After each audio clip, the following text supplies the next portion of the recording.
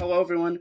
I am Brandon K. Hedgepeth, lifelong learner, communicator, and of course your friend, and I'm so glad to have you all here for this 25th episode of the Tansson Talks show. I'm just so excited to be here with you all and continue on my mission to help bring people together.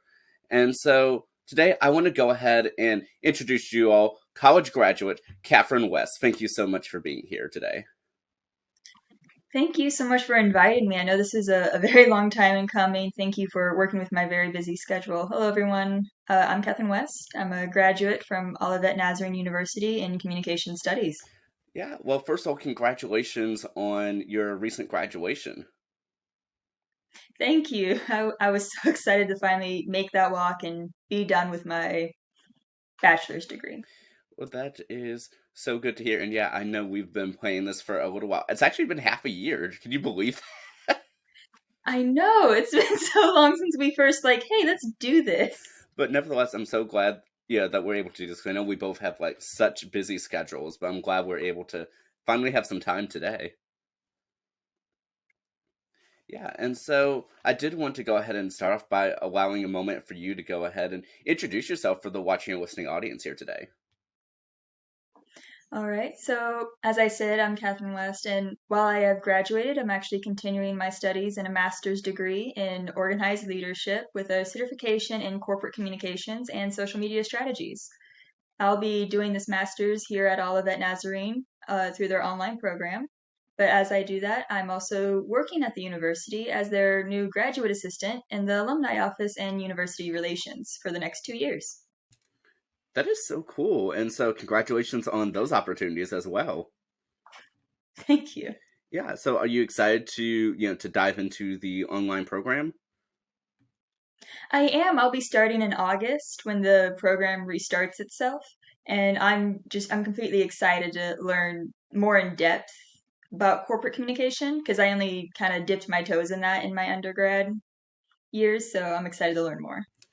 Well, that's just so interesting. And so, yeah, so out of curiosity, have you always like lived within the area of your university or have you always known you wanted to go there? No, I moved around a lot. In high school, I lived in New Jersey. And so I actually wasn't going to do college. I was going to do a gap year because I wanted to do political science.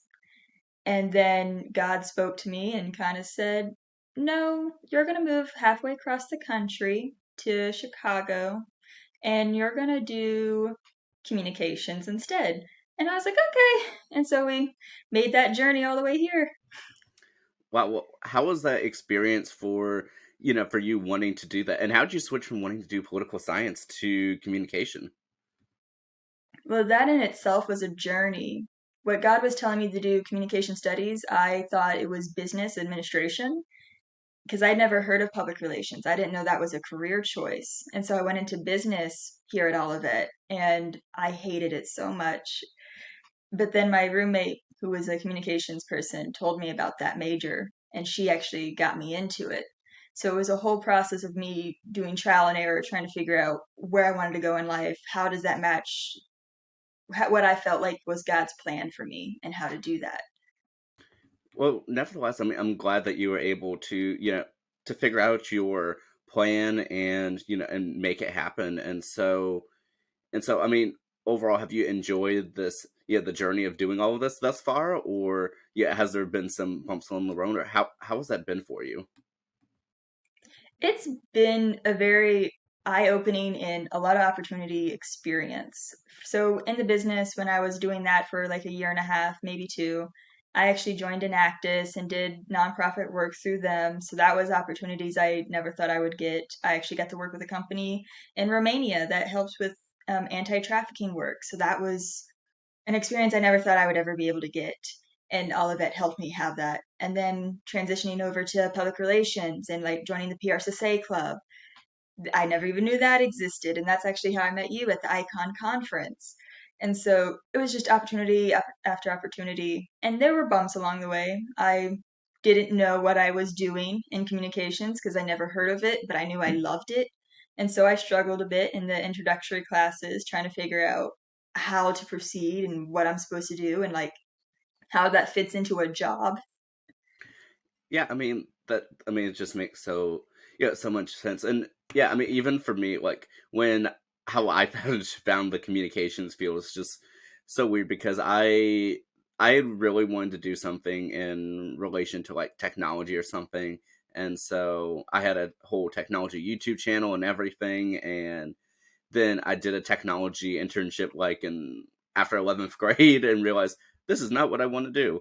I like the internship, but it's just like this is not the path. But you know, but it was just like okay, well, I've been doing all these videos for it, so communication, mass communication, and then that's how I found like the broad field. So I mean, it's just like one thing leads to another. It's just the way it's supposed to happen. Hmm. Yeah, it really does. And communications, it's so wide. You can do so many things in it, which can make it hard because like I love a lot of the things within communication, but you can't do like everything. You got to find what's your real, like your true passion and then make something out of it. That is so true. And yeah, like I kind of wish I could do a little bit of anything and everything in it, but I mean, unfortunately there's not enough time in the day to do everything to Hmm. the fullest extent. But it's nice to sort of, dip your waters in, yeah, and just a little bit of everything sometimes. Yeah. Yeah, and so I know outside of your studies there's a lot of stuff that you do. You're involved in so many clubs and organizations and Marvel cosplay. Yes, so I do just children events, or I'll go to conventions across America and I cosplay as Disney characters or Star Wars, anything really. Yeah, how long have you been doing that? Because that just sounds so cool. So I've been cosplaying for about 5 years now, and the closet just keeps growing, just keeps growing, and I've started dabbling in making my own stuff, trying that at least. Wow, that is just so cool. And so are there any characters that you prefer, over others? Or yeah, how has this been for you and has it extended through college? It has actually, college kind of opened up the gate for me a little bit because now I'm closer to some of the other conventions or like the Renaissance fairs. So going to that has really inspired me to make more mythical original characters to dress as. I would say that the one I favor most is a Dungeons and Dragons character that I actually made that I did full body paint for. I put pieces together to make a pirate outfit. I painted ear, like I went the whole 9 yards to make this character that's a for those who are maybe listening, you might know what this is if you know D&D. It's a Triton, which is like a fish person. So I had done a whole thing for that. And I would also say something that's more not as extreme. I would say dressing as Cinderella has been my favorite. I have the dress from the newer movie, and it was actually designed to be someone's wedding gown, but then they never used it, and so they were selling it, and I bought it from them. Wow, that is so cool though that you were able to do that. And how do you like it like bringing these characters to life like in your own persona? Oh, I absolutely really, really adore it because I was kind of a theater kid growing up in public and in homeschooling. I I loved acting. So bringing these characters to life is a form of acting for me because I get to bring joy to children, but also other adults at like conventions because they get so excited to see maybe their favorite character or just a character that they really like, and they see it in someone's own style and like rendition, and it makes them happy. I get happy seeing other people's take on characters and dressing as them. It's beautiful, it's amazing, it's a creative process, and it's just amazing. That is so cool though that you're able to do that. And like what have been some of the since you mentioned that that you get a lot of like reactions from like children, people who love seeing these characters, like how have some of these reactions been over the years? Mostly people just kind of wanting photos or to talk like, oh, where'd you get this? How did you make that? And just explaining the process to them. I think my favorite reaction was this little toddler. I was at a Renaissance fair and I was dressed as one of the peasant girls of that time period. And this little toddler girl was just, I guess, in awe. And she actually wanted me to take a few, her parents wanted me to take a few photos with them. And so I ended up holding this little toddler and just posing with her, traveling around, walking. Even watched a little show with her because she was just like, "You're so cool." I melted. I was like, "Oh my gosh." Oh my! Well, I'm just glad that you were able to sort of make that experience for for that toddler, and that you're able to do that. 'Cause that's just so cool, and it brings sort of a different light to people than than I guess your traditional experiences. hmm I would say, yeah, because reading about a character or watching it in a movie is like one thing, but then seeing that character right in front of you as a person kind of just brings out this whole new experience of like, oh wow. And then seeing the different versions. I've seen people do punk rock versions of Loki or Spider-Man, and that's a really unique style. I think it's really cool. Then there's people who do like modern day princesses. What would they look like in the 21st century? And that's also really cool. So just seeing everything come to life that was originally written down or was an idea that you had one day. Yeah, that is just so great. And so, are you also an avid reader too? I am. I really love reading. I'm writing a book, and maybe one day it will be published if I ever write more than a paragraph a day. Well, that is just so cool. And as someone who just loves writing myself and everything, like, yeah, like, I think that's always the dream is just one day to be able to do that and get like writing in a like finish writing a book, actually finishing it because I know I'm very bad at like finishing a story. I have just so many ideas that I want to do. hmm It's just like, okay, hold on. Let me actually sit down, finish this one before starting that one. But, like I think it would just be so great if one of these days that you're able to get published. And if you do, let me know. I want to be one of the first people to read it. Oh, absolutely, I will. And I totally feel the same. I start so many different books. Like I have four that are going on, and I haven't touched some of them in a while. And I was like, oh, I forgot about you. Yeah, that's just so relatable. And yeah, and you mentioned in passing that that you did both like public school and homeschooling. Yeah, I've done also private school, so I've done all three. Wow. And so I guess in which order did you do the free? Was there one that you preferred over others? Yeah, so the order that I went in was public school. I did that all the way till sixth grade, and then private school at a Baptist church for seventh and eighth grade, and then homeschooling all of high school. And I would say I definitely had preferences, but I appreciate all of them because they did help build me up. So public school was the worst, but it also built me to have a tolerance to negativity.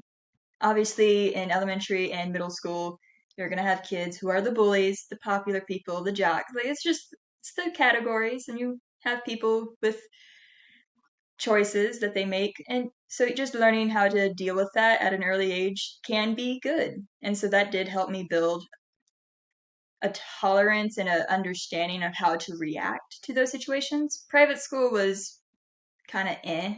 It wasn't exciting, but it wasn't very the best, but that was for that school specifically. They were going through stuff. And so homeschooling is my favorite. I prefer it above all else because it let me go at my own pace. I actually ended up finishing like 2 months early, which isn't big, but still having a whole summer, pretty great. And it also, because my family moves a lot, it really did help not having to change schools like every 2 years. So having to just continue my studies without having to worry of like, oh, are the people going to like me there? I'm going to be the new kid again. So it was nice. Well, at least you were able to have those different experiences and be sort of well rounded in that front. And did that sort of, I guess, help you figure out like what type of college atmosphere that you wanted?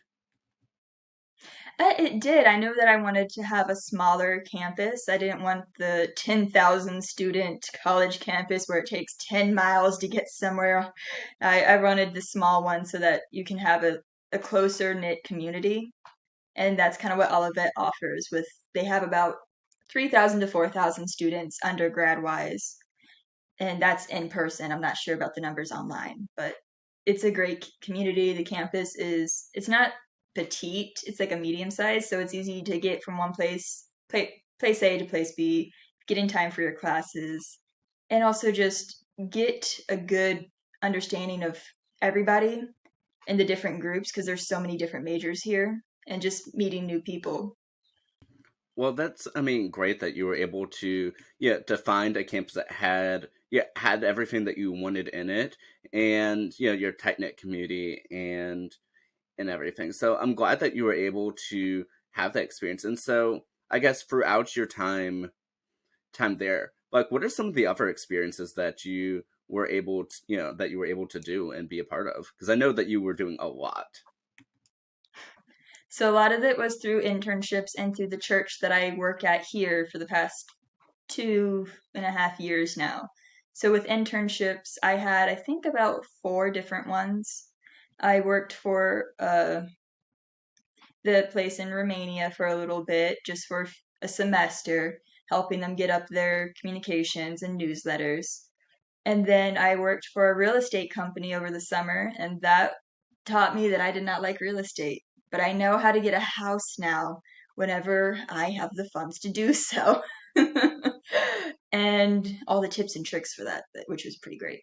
And I worked for Elevate Academy, which is a international online school, probably the internship I'm most proud of because it really hits close to my passion, which is to work in the anti-trafficking field.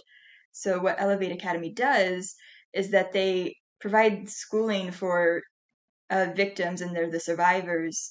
So this is after the rehabilitation process and they're back out there. Most of the time, maybe they didn't get a college degree or a high school diploma, like depending on their circumstance. And so getting a job is very difficult for them. So Elevate Academy gives them free schooling and it's all funded by donors. So a certain number money amount is then put towards a scholarship for each of these students to go. And they've had over, I think, 100 have been through the program for this semester that have been all paid for so that they can get different classes and stuff. Wow. And I'm glad that you were able to, that do that, just such important work. And so I know that, from speaking with you offline earlier, that, doing that internship really is, sort of what helped you figure out like what type of path that you want to go on going forward. So are you able to tell us a little bit about that? Yeah, so as I mentioned, going into the communications world, I didn't know what I was doing or like what direction I wanted to go in. And so I kind of dabbled trying to figure it out. And Elevate Academy really helped me develop the skills that I need, but also point me in the direction of where I wanted to go. So I learned from them, I really love development. So I like working with donors, contacting them, doing campaigns and fundraisers. So I also found a passion for event planning. And so that has all been tied in with this internship. And they make it specifically tailored to your needs, which is amazing. So when I did a second internship with them a year later, they actually added more event planning stuff for me to do. And so it showed me that communication isn't just like sending out news things or like in a PR agency where you work with multiple clients. It can be where you work with a marketing department, which is what they did. And so I got to do all kinds of stuff, teaming up with them, seeing how there's differences in marketing and public relations and finding the fine line between that because sometimes it can get a little gray and a little blurry and you're not sure who's supposed to do what. But with like them, marketing and I in the communications department worked very closely together. And I just found this strong passion to be working with donors and working in events. Well, I'm glad that you were able to, to find that passion and, want to pursue it, because I mean, it's just so important for us to, to sort of figure out like where's our niche in this wide array, especially for communications, like we've mentioned before. It's just such a large field. Even for public relations in general is still even so broad. Oh, yeah.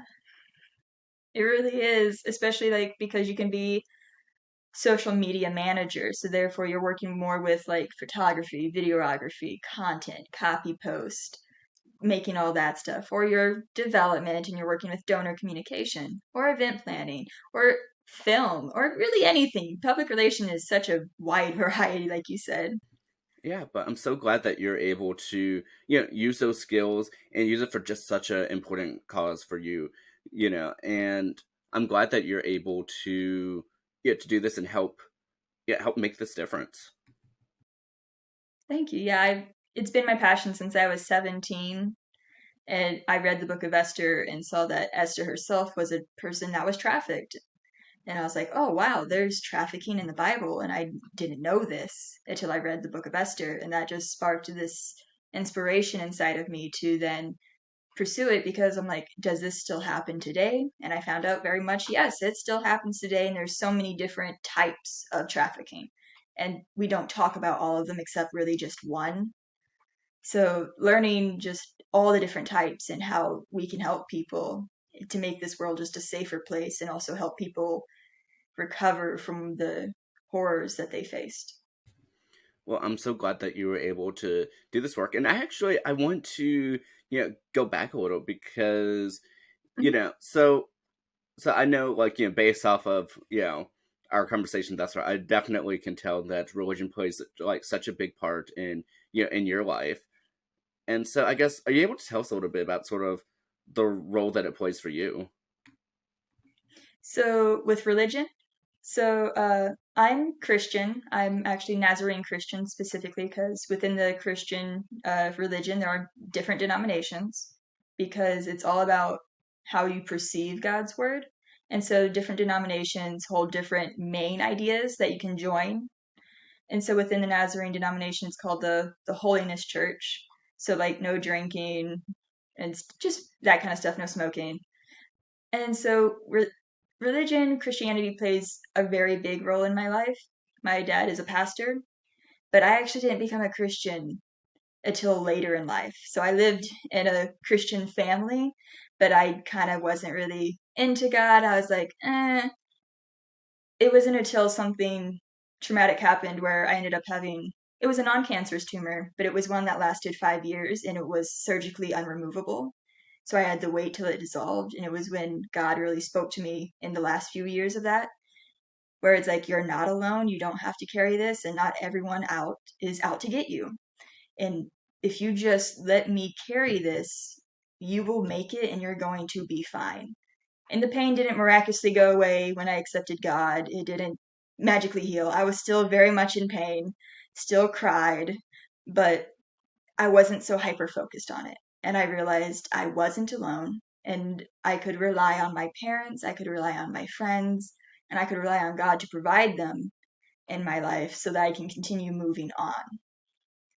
And so to me, God isn't just this holy creator that's watching everything going on. He is very involved in my life. All these opportunities coming here to Olivet, I was super late in the registration process. I haven't even took my FAFSA, or not my FAFSA, the SAT. I didn't even take the SAT. I just applied and hoped for the best. And it was actually through one of the alumni who spoke to the president, and they told him like, hey, this is someone who you're going to want on your campus because here's the accomplishments they've already made. Because at the age of 17, when God entered back in my life, he actually gave me the opportunity to be a travel speaker for the Nazarene missions, uh, yearly missions. So they were working with the organization in Romania. So I actually met them before Olivet, and I didn't know this until it happened again. And they actually had me speak to 110 churches, sharing the message with these people. And within 3 months, I raised about over $14,000, $15,000. Wow, that well, there's definitely a lot to unpack there. But first of all, is everything for the most part like better now for you? Yeah, so I've been 4 years without my tumor finally. So that's been a relief and a great testimony to just have like having it for 5 years was horrible, and especially the first three because I did it all by myself and I thought, no, this was never going to get better and this is now my life until then. And then it got better.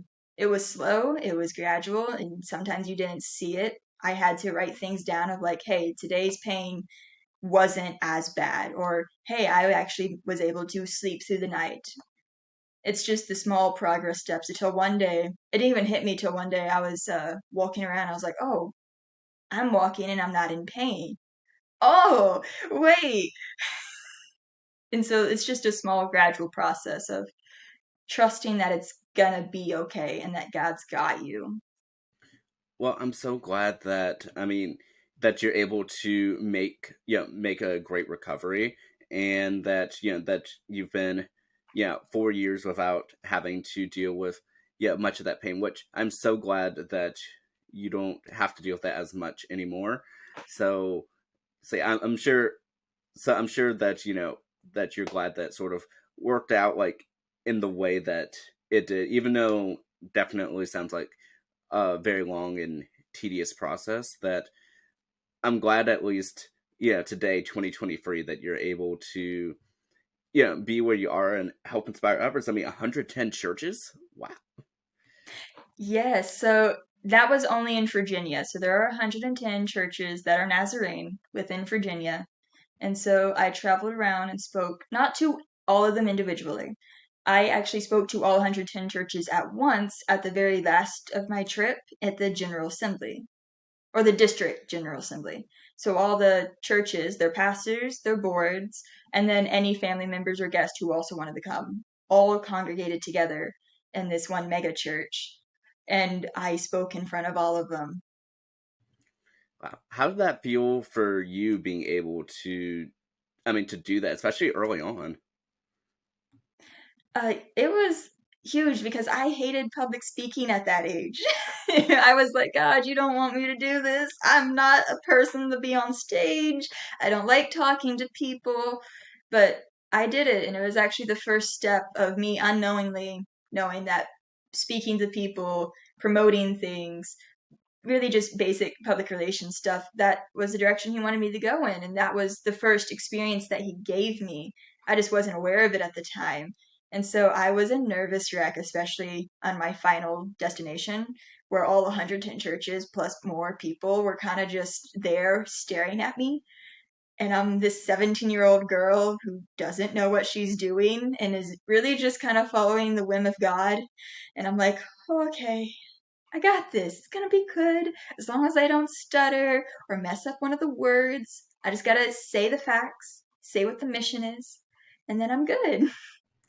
Well, nevertheless, you were able to do it, and and like I said, so I guess having done that, when you finally did arrive to college, you'd already done all of this stuff, and and had gone through all of these, different experiences. So I guess when you arrived to college, because I know, you mentioned that at the time you were originally like working to do business because you hadn't figured out about public relations yet. You were, and you had moved across the state, but you had already had all of these different, experiences that sort of helped build your development to that point. So I guess what was your real perspective when you had like arrived at college? You were there on your own and just trying to figure things out. It was a it was a very scary experience because while I had all those experiences, I in my early years, I always been like, okay, that was just the one time. I'm never gonna be able to do that again. They did it because oh, this young woman wants to be involved in missions. I didn't put a lot of like, oh, you were actually good at this on myself. I was just like, ah, now I'm gonna do business administration, and it was the first time as well that I've been away from family. Me and my parents and my two younger siblings were very, very close, and we did everything together. Like I helped them in church, I helped them do all the children activities. I taught missions in the church to children and to the adult congregation. I spoke, I even preached a little bit under my dad's tutelage. So like I did everything with them. And so moving across the country from New Jersey to Illinois and then being alone, I didn't know anybody here. I didn't know where anything was. I didn't have a car. And so I was kind of just like, oh, okay, I'm stuck on this campus with 3,000 other people. I don't know a single one of them. I didn't even really know my roommate until orientation when we had to pick roommates. And I just saw her in the corner and I sat with her. Our dads talked. And then we both found out we were homeschooled. And so we're like, oh, you're homeschooled, I'm homeschooled, let's be roommates. And so just learning, the first semester was the hardest. But then COVID hit, so I went home. So that also kind of made college experience a little wacky. But when we came back to campus, I still contacted my mom every day. I still do. I love my mom. But I also tried to get more into the community because I realized I was very closed off and very shy. And I'm not going to get anywhere in the field of anything if I just keep to myself. And so I joined all these clubs. I did the student activities that they offered, like the silent disco or the Christmas party. I tried to do missions as well. I got myself involved in the local church so that I could meet other people outside of college that could maybe invest into my life and help me. That's so interesting. You know, like I guess starting from when you were mentioning like how you all pick roommates there and how it's done during orientation. That's so interesting. So was the orientation where like I guess everyone just has their stuff like already there because yeah, if you don't know where you're going to be. So with orientation, they do it throughout the summer. And so there's different sections that come in. I was the very last one. And this is where they just have you, they invite you to campus, they show you around, and if you have a major picked, they have you meet with the professors of that major, and they show you where the classrooms are, what the curriculum's going to be. They do little seminars of like, this is the overview.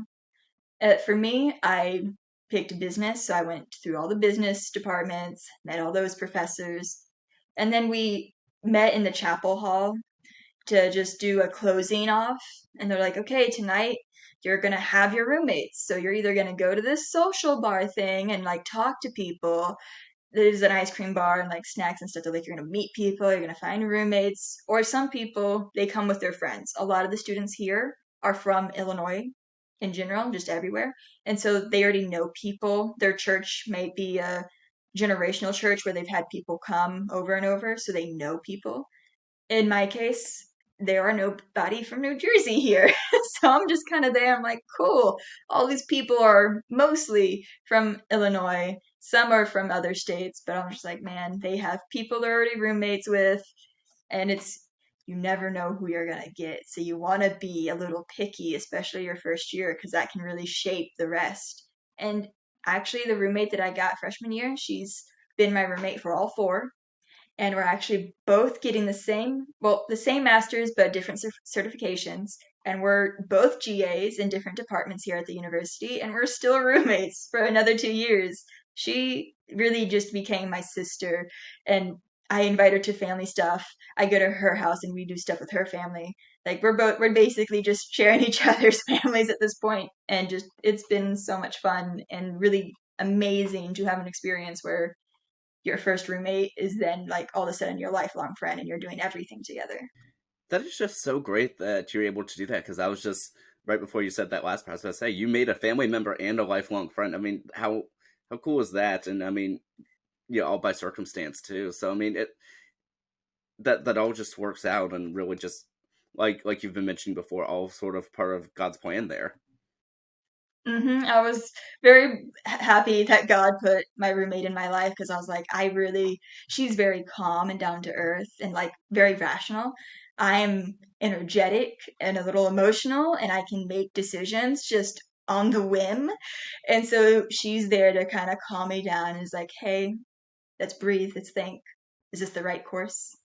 And then I also help her kind of get out there more. I get her to go to the different events that we have and parties and activities. And I'm like, hey, this is happening. You're going. I need someone to be my buddy.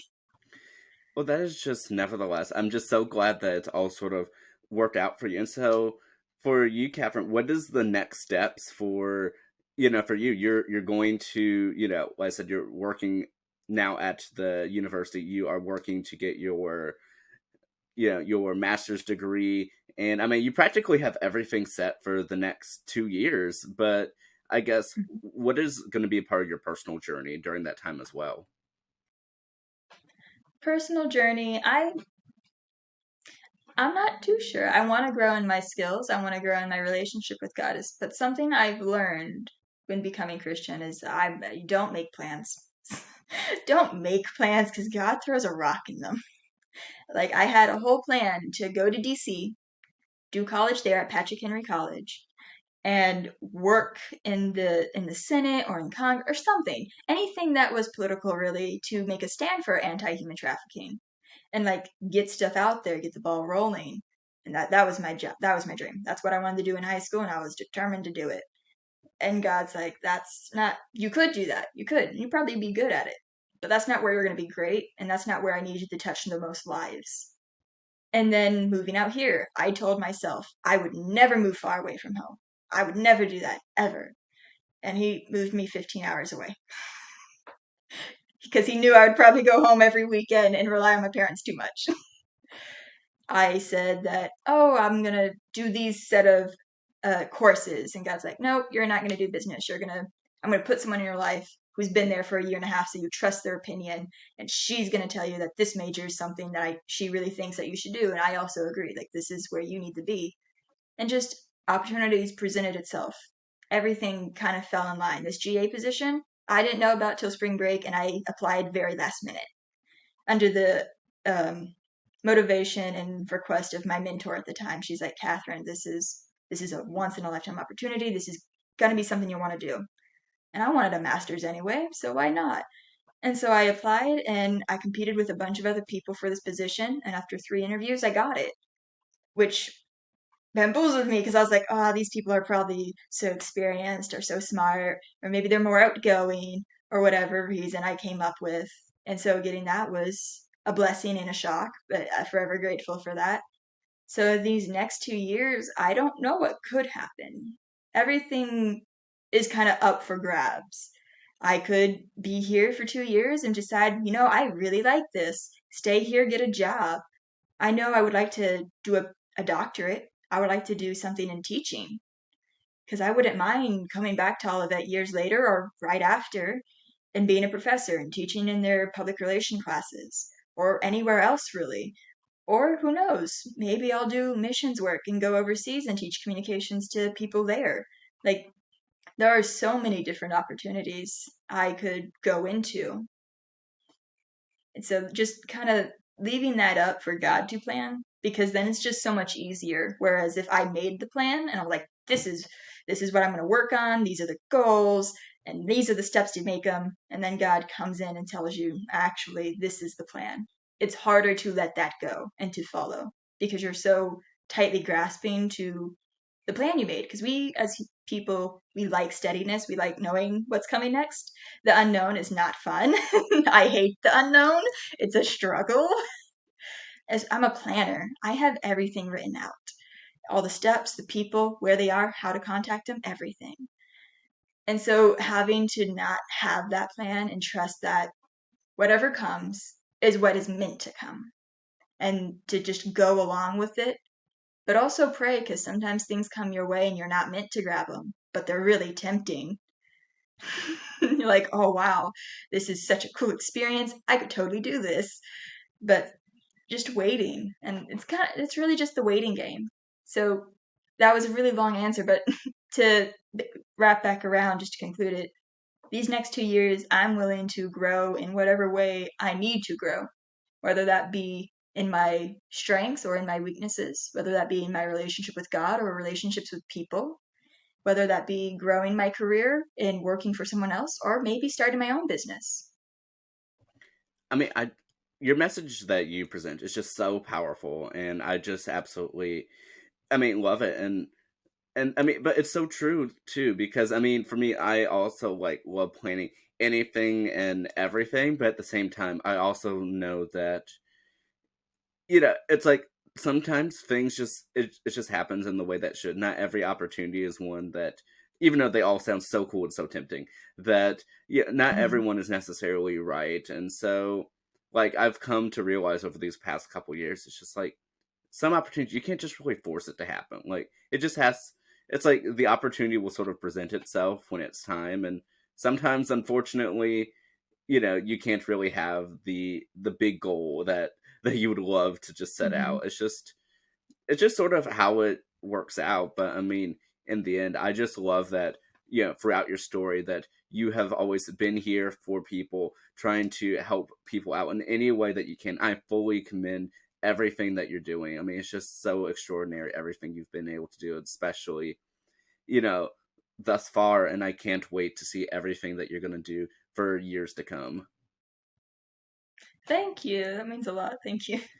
Yeah, of course. I mean, from speaking with so many people, from helping out people, in reference to making sure people are able to come back from human trafficking, and and even like from the small scale, doing your passion for cosplay and just seeing the smiles on people when you greet them and speak with them. I mean, yeah, I mean, I'm just so grateful to have had this opportunity to speak with you, and definitely please keep in touch, like, because I would love to hear everything that that you do and all of the great stuff that you'll continue to accomplish.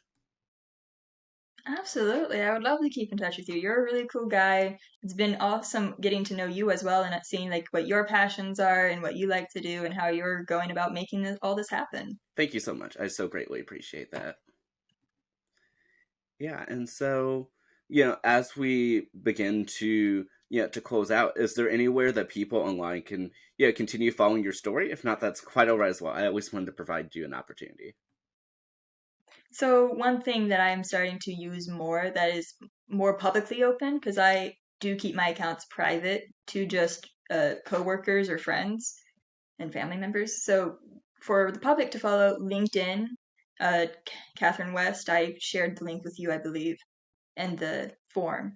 So just you can use that to share. People can follow me on there. I'll be posting all the business adventures I go on, the events that I attend to for the university or for myself, and any milestone that I kind of meet there. And if they are interested in like cosplay, if people want to see what that's all about, my cosplay account is Captain Adira, Adira, which is a Hebrew word for a strong woman. Cool. Well, I definitely hope that everyone go ahead and connect with you on LinkedIn, and anyone who's interested in cosplay, go ahead and check you out on that account. And last but certainly not least, I did want to allow you to close us out for today with a whether be it inspirational thought, a closing message, or whatever the case may be. The floor is all yours, Kathryn. All right, so I guess to close out, I would say that anything and everything can be an opportunity. But for you and your story that you are writing, you're unique the way you are. So when an opportunity comes your way that's uniquely for you, take it because you may never get that opportunity again and it can reshape your whole life. Whether you're religious or not, everybody's life, everybody has a meaning. And you can change even just one person's world, and that can make everything just a better place. I love that. Thank you so much once again, and I can't wait to continue hearing your story. Yeah, I can't wait to share it and also hear from you about yours. Thank you so much. For those of you watching or listening, thank you all so much for tuning in to just this powerful episode. This is just such a great way for to start off this next set of interviews. But until next time, have a wonderful day, everyone, and let's just keep being the people that we are. We're going to, we're definitely going to do our best to just keep making a difference. I'll see y'all later. Take care.